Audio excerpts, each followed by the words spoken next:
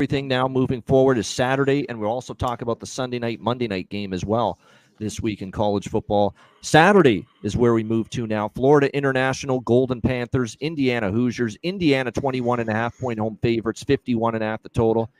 You could call them the Indiana Dukes. You could call them the James Madison Hoosiers, whatever you want, because that's kind of what you got here with the with Indiana, with Curt Cignetti coming over as head coach. Brought so many James Madison players with him to Indiana. Although one of the non-James Madison transfers is his quarterback, who comes from Ohio, Curtis Rourke, taking over as the starting quarterback this year for the Indiana Hoosiers. Look, I'm a Cignetti believer. The job he did at James Madison was pristine. It was sublime. He was phenomenal there. I think he's going to be great. And this is a manageable first opponent here. An FIU team that just 2 years ago was one of the worst teams in college football. I think it's a tough ask for Florida International. Now, look, this is someone that took Florida International over. I actually took both of these teams over their win total this season.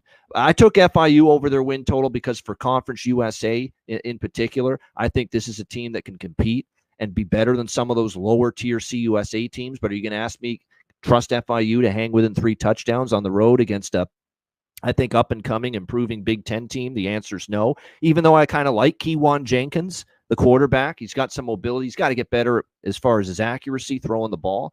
But he is a solid dual-threat quarterback. They do have some good skill position players here, Florida Atlantic. But like I said, Florida International. They could still be a work in progress, though, when it's all said and done going into this season.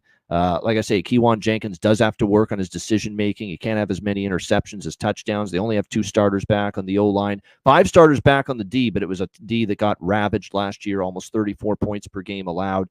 Like I say, I think when they step down to CUSA, they're going to be competitive. They're going to win games more than the 4.5 that their win total was at, but this is a tough ask. There'll be spots to back Florida International, but not this week for me. But I don't know, Indiana 21.5. Do I want to lay that much? I'm not so sure, but I kind of understand why Indiana's taking some money here, because this was 18.5, I believe, at one point. Now it's up to 21.5 through the key number, obviously, of 21. What do you think here, CMAC, FIU, Indiana? Yeah, on the total here, I get right to it. If FIU could score, this Indiana defense has lost at times. I mean, they got gouged. If FIU could score a little bit, I think this game could creep over. What I think you do with Indiana in this game, and with the total being 50, is wait for the team total that'll be out. It's right around what? It'll be 35 points. I think you look right around in that area. If you're a little bit wary of laying now that's over 3 touchdowns, because I think they get theirs. And so one thing the offense got going, you got Rourke now, which is great, with Cignetti here for Indiana, and they have some good pieces too.